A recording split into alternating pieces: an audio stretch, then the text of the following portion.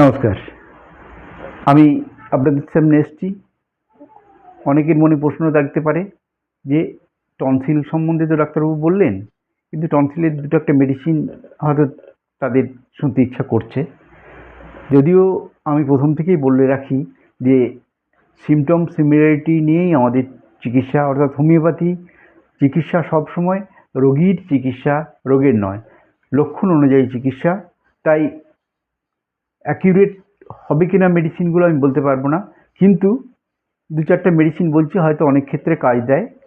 যেমন ফাইটালক্কা, বেলেডোনা, তারপর calcarea আয়োড, mark আয়োড, mark বিন আয়োড, ব্যারাইটা আয়োড, ব্যারাইটা card, এই সমস্ত ওষুধগুলো কিন্তু লক্ষণ অনুযায়ী আমরা দেখেছি বেশ সুন্দরভাবে কাজ করে এবং এ রোগী বেশ ভালো আরামও পায়।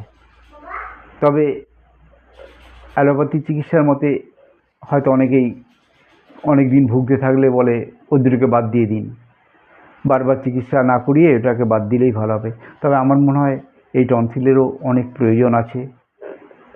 তাই আমাদের বডিতে টনসিলের স্থান, তাই দেখবেন যতদূর সম্ভব ওদেরকে বাঁচিয়ে রেখে ট্রিটমেন্ট করবেন, তাতে সুফল পাবেন। নমস্কার।